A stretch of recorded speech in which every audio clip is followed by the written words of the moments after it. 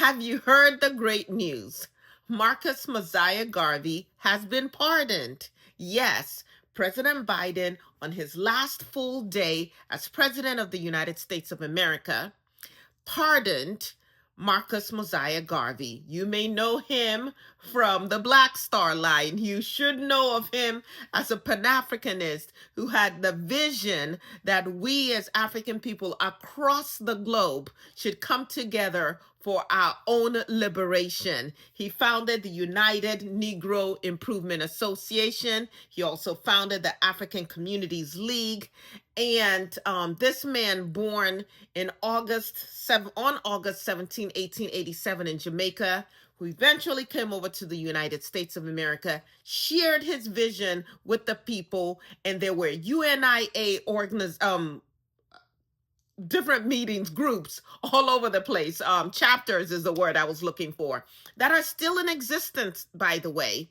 And of course, as America is wont to do, whenever we have Black people, or really anyone outside of the white supremacist, white nationalist sector, who decides that they want to fight for change, fight for freedom, they do everything they can do to destroy them, right?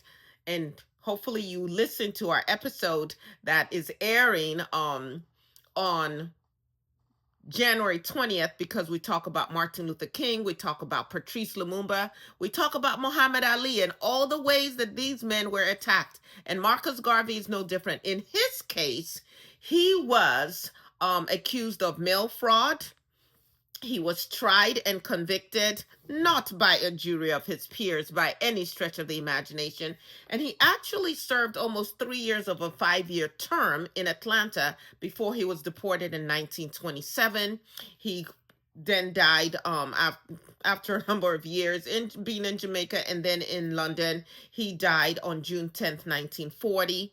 His two children, one of them is still alive, Dr. Garvey, and so many of his supporters have fought for years to ensure that this man gets pardoned, would actually prefer an exoneration because he was framed. He should never have been charged in the first place, but we'll take the pardon to begin with.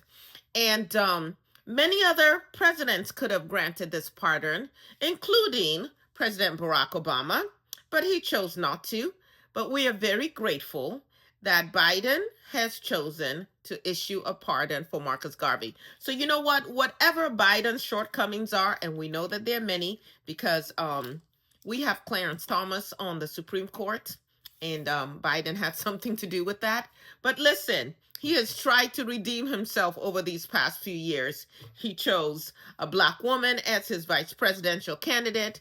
He put a Black woman on the Supreme Court. And by golly, in addition to all of the things that he's done to give money to HBCUs and also to rid so many people of the burden, just the crushing burden of student loan debt,